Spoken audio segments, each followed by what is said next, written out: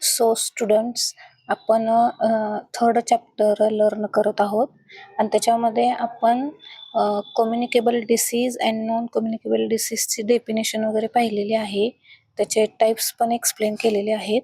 आता इथे interesting chart तुम्हाला दिलेला आहे.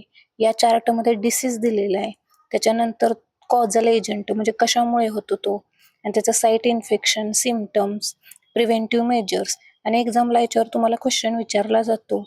लेट्स सी, आपण बघूयात. The grade A students list some common communicable diseases in table number 3.1. ह्या टेबल 3.1 मध्ये तुम्हाला कॉमन कम्युनिकेबल डिसीजची लिस्ट दिलेली आहे. During a community campaign and a library search, म्हणजे एक कम्युनिटी कॅम्पेन म्हणजे एक मोहीम राबवली जाते, अशी एखादी कम्युनिटीनं त्यांनी सर्च केलेले आहेत. Check the information listed by referring to books, trusted websites or asking your science teacher, add any missing details. आणि तुम्ही काय करायचं, ती इन्फॉर्मेशन पाहायचे आणि त्याच्या एखादं मिसिंग डिटेल्स असेल तर ते ॲड करायचे. त्यासाठी तुम्ही वेबसाईटचा वापर करू शकता, तुमच्या सायन्स टीचर्सना विचारू शकता. Study the table and think about what simple steps can help prevent each disease.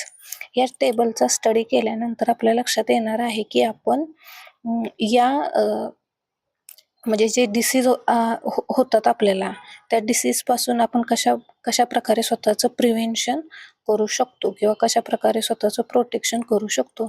इथं हा कॉलम सेपरेट दिलेला आहे, prevention measures.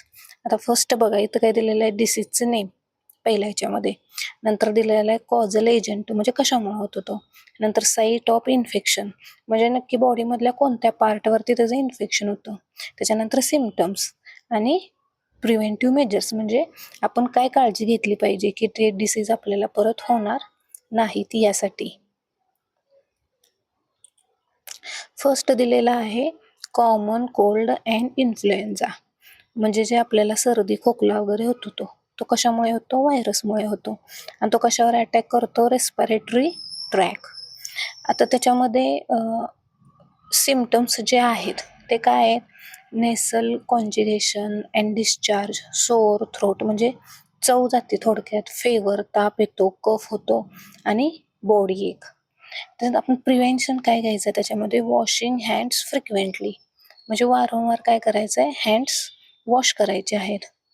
Not sharing personal atoms म्हणजे मागच्या लेक्चरमध्ये आपण पाहिलेलं की क्लॉथ्स किंवा काही म्हणजे पर्सनल गोष्टी असतात, वस्तू असतात, त्याला ते शेअर करायचे नाहीत. Covering the mouth and nose using a mask, मास्कचा वापर करून माउथ आणि नोज काय करायचं आहे, कव्हर करून घ्यायचं आहे. म्हणजे हे प्रिव्हेन्शन झाले. म्हणजे या गोष्टी जर आपण तंतोतंत पाळल्या तर त्यापासून काय होणार आहे की स्वतःचं आणि इतरांचं पण काय होणार आहे, प्रिव्हेन्शन होणार आहे. देन चिकन पॉक्स, हे पण कशापासून होतो, व्हायरसपासून. आता ह्याच्यामध्ये कोणता बॉडी पार्ट ट्रॅप होतो, तर रेस्पिरेटरी ट्रॅक आणि स्किन. आता ह्याचे जे सिम्पटम्स आहेत ते काय, माइल्ड फेवर, इची स्किन, इची म्हणजे खाजवणारी, खाज उठते, रॅशेस उठतात पूर्ण, अँड ब्लिस्टर्स. त्याच्यानंतर यासाठी आपण काय करायचं आहे, complete isolation of the patient. ज्या कोणाला हा रोग झालेला आहे त्याला त्या पेशंटला कम्प्लीट आयसोलेशन द्यायचं आहे, म्हणजे जसं कोरोनामध्ये केलं जात होतं त्या पद्धतीनं. Covering the mouth and nose and vaccination, mouth and nose cover करायचं आहे आणि त्याचबरोबर वॅक्सिनेशन करायचं आहे. देन नेक्स्ट आहे मिसेलस, म्हणजे हा पण व्हायरसपासून होतो. याच्यामध्ये पण स्किनवर इन्फेक्शन झालेलं असतं, पूर्णपणे रेस्पिरेटरी ट्रॅक पूर्णपणे ट्रॅप केलेला असतो. ह्याचे जे सिम्पटम्स आहेत ते फेवर म्हणजे ताप येतो, sore throat, and reddish rashes on the neck म्हणजे मानेवर मागच्या बाजूला रॅशेस येतात. Ears and other parts of the skin, म्हणजे स्किनचा जो पार्ट आहे त्याच्यामध्ये इयर्स, कानाचा सुद्धा जो पार्ट असतो पाठीमागच्या बाजूचा किंवा पुढच्या बाजूचा, त्याच्यावर सुद्धा रॅशेस येतात. याच्यासाठी प्रिव्हेन्शन काय करायचं, आयसोलेशन ऑफ द पेशंटला आयसोलेशनमध्ये ठेवायचं आहे. Covering the mouth and nose, mouth आणि नोजला सुद्धा कव्हरिंग म्हणजे तुम्ही मास्क वापरायचं आहे. मेंटेनिंग गुड हायजीन मेंटेन करायचं आहे. अँड वॅक्सिनेशन, यामध्ये सुद्धा तुम्हाला वॅक्सिनेशन करावं लागणार आहे. त्याच्यानंतर आहे ट्युबरक्युलोसिस म्हणजे TB. तो कशामुळे होतो, त्याचा कॉझल एजंट तो आहे बॅक्टेरिया. त्याच्यामध्ये ट्रॅप काय होणार आहेत, लंग्स. आता त्याचे सिम्पटम्स काय आहेत, cough, fever, fatigue, loss of appetite, night sweats म्हणजे घाम येतो खूप. आणि काय होतं त्याच्यामध्ये तुम्हाला पूर्णपणे असं एनर्जी लेस किंवा थकल्यासारखं, टायर्ड झाल्यासारखं होतं. आता याच्यासाठी काय करायचं आहे म्हणजे prevention, avoiding close contact with TB infected people. ज्या व्यक्तीला TB झालेला आहे त्या व्यक्तीसोबत क्लोज कॉन्टॅक्ट नाही झाला पाहिजे. Covering the mouth and nose and mouth cover करायचं आहे. थोडक्यात मास्क वापरायचं आहे. मेंटेनिंग गुड हायजीन म्हणजे तुम्ही कुठं म्हणजे कॉन्टॅक्टमध्ये आला असेल किंवा काय झालं असेल तर तुम्ही वेळच्या वेळी हातपाय स्वच्छ धुवायचे आहेत. अशा पद्धतीनं तुमचं फूड सेपरेट तुम्ही खायचं आहे. गेटिंग वॅक्सिनेटेड आणि काय करायचं आहे, वॅक्सिनेशन सुद्धा करायचं आहे. Then disease spread through contaminated water and food. आता वॉटर आणि फूड कंटॅमिनेटेड म्हणजे जे दूषित आहे आणि ते जर खाल्लं गेलं तर त्याच्यातून सुद्धा डिसीज होतात. आता फर्स्ट दिलेला आहे हेपॅटिटिस A. याचा पण कॉझल एजंट व्हायरस आहे. देन हा लिव्हरमध्ये म्हणजे लिव्हर खराब होतो. याच्यामध्ये पण fatigue, fever, loss of appetite, vomiting म्हणजे उलटी झाल्यासारखी वाटते, pain in the upper right abdomen म्हणजे पोटाच्या इथला भाग, त्या ठिकाणी आपल्याला म्हणजे पेशंटला पेन जाणवतो. आता या ठिकाणी काय करायचं आहे, drinking boiled water and vaccination म्हणजे बॉइल्ड वॉटर प्यायचं आहे आणि वॅक्सिनेशन घ्यायचं आहे. देन नेक्स्ट आहे ते कोलेरा. आता पिक्चरवरून तुमच्या लक्षातच आलं असेल. देन याचा कॉझल एजंट आहे बॅक्टेरिया. हा इंटेस्टाईन म्हणजे डायजेस्टिव्ह सिस्टीमच्या रिलेटेड आला. आता डायरिया अँड डिहायड्रेशन हे त्याचे सिम्पटम्स आहेत. आता ह्याच्यासाठी आपण प्रिव्हेंटिव्ह म्हणून काय करायचं आहे, maintain personal hygiene and good sanitary habitats, consumption of food properly cooked food and boiled drinking water and vaccination. जे काही फूड घेणार आहे आपण ते प्रॉपरली कुक्ड फूड पाहिजे, नीट शिजवलेलं चांगलं. आणि त्याच्यानंतर पाणी जे प्यायचं आहे ते बॉइल्ड वॉटर आहे. आणि वॅक्सिनेशन बऱ्यापैकी सगळ्यामध्ये आहे कंपल्सरी. देन टायफॉइडमध्ये बॅक्टेरियामुळे होतो. Then it is again attacked into intestine. ह्याचे सिम्पटम्स आहेत headache, abdominal discomfort, fever and diarrhoea. Maintain personal hygiene and good sanitary habitats, consumption of properly cooked food and boiled drinking water and vaccination. आता तुमच्या लक्षात आलं असेल की cholera आणि typhoid ह्याचे जे जवळपास प्रिव्हेन्शन ज्या पद्धतीने घ्यायचे आहे ते पद्धत एकच आहे आणि ह्याचे सिम्पटम्स पण थोडेफार एकसारखे आहेत. देन अगेन अस्कॅरियासिस म्हणजे वॉर्म्स म्हणजे जंत होतात पोटामध्ये आणि ते पण इंटेस्टाईनवरच अटॅक होतो. त्याच्यामध्ये worms in stool, loss of appetite, poor growth, diarrhoea, weight loss. ह्याच्यामध्ये वेट लॉसचं प्रमाण खूप असतं, खूप प्रमाणात वेट लॉस होतो. प्रिव्हेन्शन कशा पद्धतीने घ्यायचं आहे, maintain personal hygiene and good sanitary habits, consumption of food properly cooked food and boiled drinking water. Then disease transmitted by insect. त्याच्यामध्ये पहिला आहे मलेरिया, जो प्रोटोझोआ आणि स्किन आणि ब्लड मध्ये डायरेक्ट ट्रान्सफर होतो. त्याचे सिम्पटम्स आहेत high fever, profuse sweating periodic chills. आणि प्रोफ्यूज स्वीटिंग म्हणजे खूप म्हणजे असं जास्त घाम येतो. यूज ऑफ मॉस्किटो नेट्स म्हणजे जे मच्छरदाणी मिळते त्याचा वापर करायचा आहे. Then wearing long sleeved clothes म्हणजे लांब स्लीव्ज असलेले क्लॉथ्सचा वापर करायचा आहे.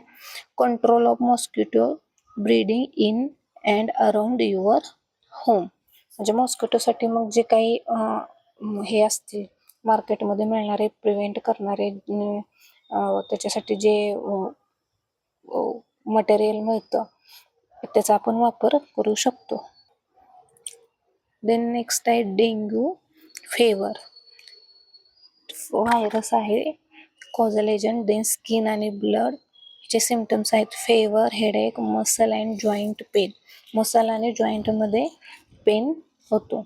प्रिव्हेन्शन करायचं आहे use mosquito nets, wearing long sleeved clothes, control of mosquito breeding around your home, avoiding areas with steel water. By studying table 3.1, we can understand how infectious diseases spread and how to prevent them. म्हणजे कशा पद्धतीनं disease spread होतात आणि आपण त्यांना कसं prevent करू शकतो. Here are some simple but important precautions. इथं खाली तुम्हाला काही सिम्पल पण महत्त्वाच्या अशा इम्पॉर्टंट प्रिकॉशन्स दिलेले आहेत. First, keeping our selves and our surrounding clean. तर स्वतःला आणि सराउंडिंगला सुद्धा कसं ठेवायचं आहे, क्लीन ठेवायचं आहे. Practising basic hygiene everyday basic hygiene केलं पाहिजे म्हणजे रोजच्या रोज दात घासणे, आंघोळ करणे, कपडे स्वच्छ घालणे एक्सेट्रा वगैरे. थर्ड आहे washing hands with soap and water to remove pathogen. हात स्वच्छ पाण्यानं साबणाचा वापर करून पाण्यानं स्वच्छ धुवायचे ज्याच्यामुळे काय होणार आहे, पॅथोजन रिमूव्ह होणार आहेत. Covering our mouth and nose while coughing or sneezing. ज्यावेळी सर्दी होते किंवा शिंका वगैरे येतात त्यावेळी माउथ आणि नोज कव्हर करायचं एका क्लॉथने किंवा अँकरचिपने. Wearing a mask in crowded places provides protection. Crowded प्लेसेसला म्हणजे गरजेच्या ठिकाणी आपण मास्कचा वापर करायचा आहे. Avoid sharing of personal items like towels and handkerchiefs. आपले पर्सनल ज्या गोष्टी आहेत जसं की टॉवेल आणि रुमाल वगैरे ते आपण शेअर करायचं नाही. Keeping our home food and water clean. Home असेल, फूड, वॉटर क्लीन ठेवायचं आहे. Staying at home and resting when we are unwell helps the body recover and minimises the spreading the disease to others. जेव्हा आपण घरी असतो किंवा आराम करत असतो, जेव्हा आजारी असताना त्यावेळी तुम्ही बॉडी रिकवर होईपर्यंत घरीच थांबायचं आहे आणि हेल्प करायची की अदरांना डिसीज होऊ नये म्हणून पूर्णपणे बरे होईपर्यंत. Then next, some infectious diseases are caused by worms. Worms म्हणजे जंत that live inside our bodies especially in the digestive system. जंत जे असतात ते बॉडीमध्ये असतात आणि ते डायजेस्टिव्ह सिस्टीममध्ये असतात. They feed on nutrients and live as a parasite. ते काय करतात की न्यूट्रिएंटसाठी त्यांना गरज असते न्यूट्रिएंटची and live as parasite. Parasite शब्दाचा अर्थ आहे की फूड मटेरियलसाठी एखादा लिव्हिंग ऑर्गॅनिझम दुसऱ्या लिव्हिंग ऑर्गॅनिझम मध्ये राहत असतो. Organisms that live in or on another living being म्हणजे असा ऑर्गॅनिझम की तो एखाद्या ऑर्गॅनिझमच्या इन ऑर ऑन म्हणजे एखाद्या ऑर्गॅनिझमच्या आतमध्ये म्हणजे बॉडीच्या आतमध्ये, ऑन म्हणजे एखाद्या ऑर्गॅनिझम वरती म्हणजे एखाद्या प्लांटवरती दुसरा एखादा ऑर्गॅनिझम ॲज अ पॅरासाइट राहत असतो. पॅरासाइट याच्यासाठी राहतो की फक्त न्यूट्रिएंटसाठी, त्याला न्यूट्रिएंटची गरज असते त्याच्यासाठी. These worms usually spread through contaminated food. आता ते कशातून पसरतात तर कंटॅमिनेटेड फूडमधून पसरतात. त्याचबरोबर वॉटर, सॉईल और कॉन्टॅक्ट विथ इन्फेक्टेड पीपल और ॲनिमल. इन्फेक्टेड पीपल म्हणजे ज्यांना झालेलं आहे त्यांच्या संपर्कात किंवा ॲनिमल यांच्या संपर्कात आलं तर तोच रोग जो हेल्दी पर्सन आहे त्या व्यक्तीला होतो. They how are non communicable disease caused. आतापर्यंत आपण जे पाहिले ते कम्युनिकेबल डिसीज होते, म्हणजे कॉन्टॅक्टमध्ये आले की होत होते. आता नॉन कम्युनिकेबल डिसीज जे आहेत ते कशा पद्धतीने होतात किंवा ते कशामुळं त्याच्यासाठी काय कारण असू शकतं. You learn that non communicable diseases like cancer, diabetes and asthma are linked to lifestyle, diet or environment. आता हे कशाशी रिलेटेड असतात. लाईफस्टाईल, डायट म्हणजे काय जेवता, जेवणामध्ये काय कशा प्रकारचे अन्नपदार्थ तुम्ही खाता आणि कोणत्या प्रकारचं एन्व्हायरमेंटमध्ये तुम्ही राहता याच्यावर हे डिपेंड असतात non communicable disease. They are the most common cause of death in India. आपल्या देशामध्ये कॅन्सर, डायबेटीस याच्यामुळं जास्तीत जास्त प्रमाणात डेथ होते. In grade 6 you also learn about disease like scurvy, anaemia and goitre which are caused by a lack of specific nutrients in the diet. म्हणजे काही जे डिसीज आहेत हे आता सांगितलेले ते कशामुळे होतात. स्पेसिफिक न्यूट्रिएंट डाएट कमी असल्यामुळे. लॅक म्हणजे कमतरता असणे. These are called deficiency diseases and are also non communicable disease. मी या डिसीजला पण नॉन कम्युनिकेबल डिसीज म्हणतो, त्याचबरोबर deficiency disease. Disease such as cancer, diabetes, and asthma may often persist for a long time, more than 3 months. म्हणजे हे जास्त कालावधीसाठी किंवा वेळेसाठी हे रोग होतात. And are referred to as chronic diseases. त्याचबरोबर आपण काय म्हणणार आहे त्यांना, क्रोनिक डिसीज म्हणणार आहे. Diabetes is a common disease which is becoming more prevalent in adult as well as children. Diabetes हा एक कॉमन डिसीज झाला आहे आणि तो अडल्टमध्ये आहेच, त्याचबरोबर तो चिल्ड्रनमध्ये पण होण्याचं प्रमाण आहे. In fact India now has one of the highest numbers of people with diabetes in the world. आत्ता सध्या जगामध्ये आपल्या देशामध्ये सगळ्यात जास्त प्रमाण सापडतं डायबेटीसचं. It often develops due to a combination of hormonal imbalance, unhealthy eating habits, lack of physical activity, being overweight or obese, and other reason.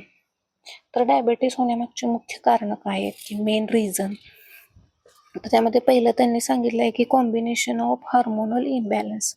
बॉडीमध्ये वेगवेगळ्या प्रकारचे हार्मोनल आहेत, तर ते हार्मोन बॉडीमध्ये रिलीज होत असतात आणि त्यावेळी त्याच्यामध्ये त्यातला बॅलन्स जातो. अनहेल्दी इटिंग हॅबिट्स म्हणजे जेवणाची सवयी ज्या आहेत किंवा जे फूड खातो ते बऱ्यापैकी अनहेल्दी आहे. लॅक ऑफ फिजिकल ॲक्टिव्हिटी म्हणजे बरेच लोक रोज एक्झरसाईज वगैरे करत नाहीत, त्याच्यानंतर ओव्हरवेट, जास्त प्रमाणात वेट वाढलं जातं. अशा प्रकारे बरेच रिझन आहेत की ज्याच्यामुळे भारतामध्ये जास्त प्रमाण आहे डायबेटीस पेशंटचं. Let us learn more about causes of non communicable diseases and their prevention. त्याच पद्धतीनं मग नॉन कम्युनिकेबल डिसीज त्याचे कॉजेस आणि प्रिव्हेन्शन कशा पद्धतीनं करता येईल ते पाहूया. Latest survey find out the 3 most common lifestyle related diseases in your neighborhood. आता तुम्हाला इथे स्टडी दिलेला आहे की तुम्ही असे कॉमन लाईफस्टाईल्स रिलेटेड डिसीज शोधायचे तुमच्या आजूबाजूला. Then talk to doctor, nurse, health worker or even family member who knows about health and what kind of lifestyle changes can help prevent manage these disease. आणि मग तुम्ही डॉक्टरांना भेटू शकता, नर्सला वगैरे, आणि फॅमिली मेंबरला पण विचारू शकता की हे जे डिसीज आहेत ते प्रिव्हेंट करण्यासाठी किंवा हे डिसीज मॅनेज करण्यासाठीचं प्रमाण कमी करण्यासाठी काय करू शकतो आपण. You can also consult trusted health website तुम्ही हेल्थ वेबसाईटच्या आहेत, इंटरनेटवर अवेलेबल बुक्स आहेत, टीचर्स अँड डॉक्टर्सची सुद्धा हेल्प घेऊ शकता. Fill in table 3.2 and learn more about lifestyle related diseases.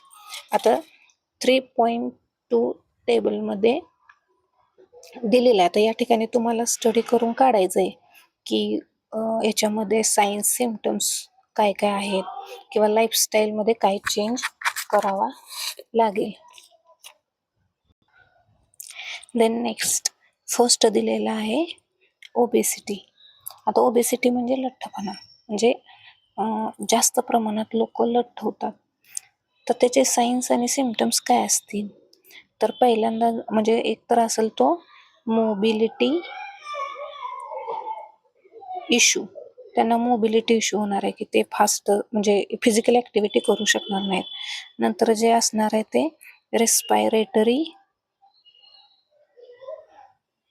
Respiratory distress, त्यांच्यामध्ये रेस्पायरेटरी डिस्ट्रेस असणार आहे. त्याच्यानंतर स्किन प्रॉब्लेम पण असतात. त्याच पद्धतीनं पेन पण जाणवणार, कारण की बॉडी वेट भयंकर प्रमाणात वाढलेलं असतं, त्यामुळे पेन पण जाणवतं.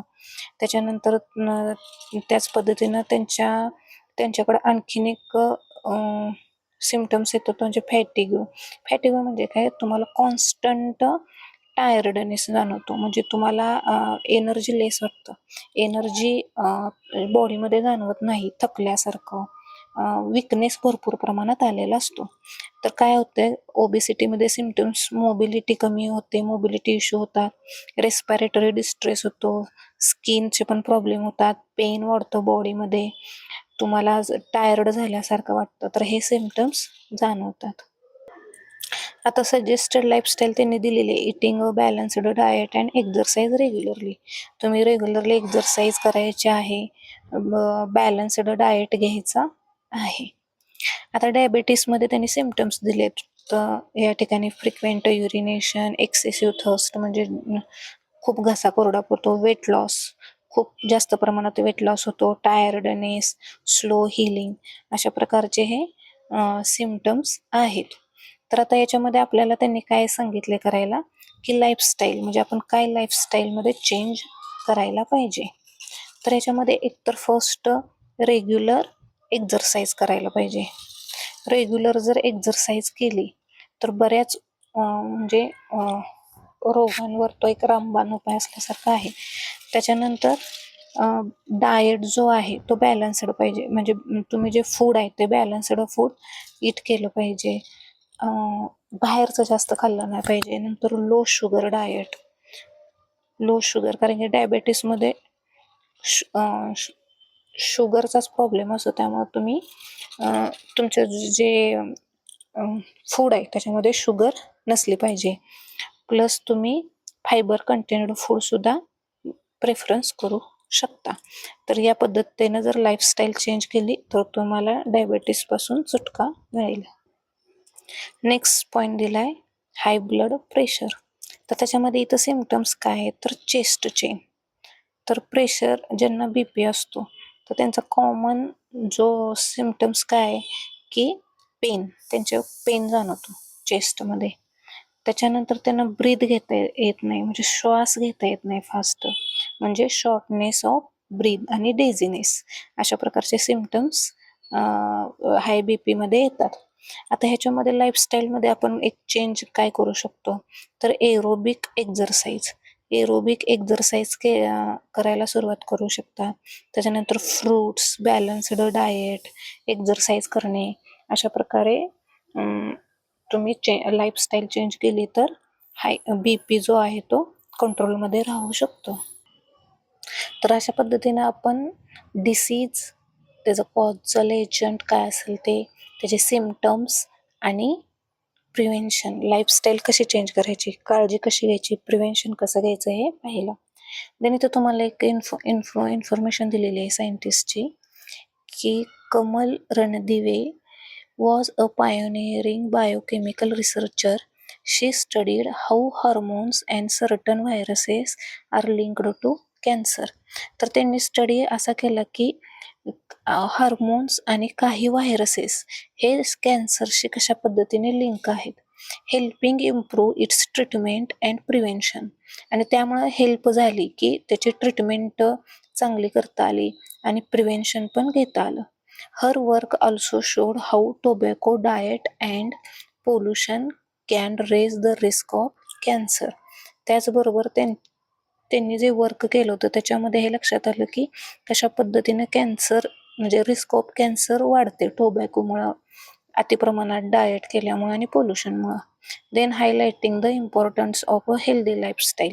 आणि त्यांनी हायलाइट पण केलं म्हणजे त्यांनी इम्पॉर्टन्स सुद्धा सांगितलं की हेल्दी लाईफस्टाईल असणं किती गरजेचं आहे की ज्याच्यामुळं आपण आपली बॉडी निरोगी ठेवू शकतो. Next part how to prevent and control disease. हा पार्ट आपण पुढील व्हिडिओमध्ये पाहूया. थँक्यू.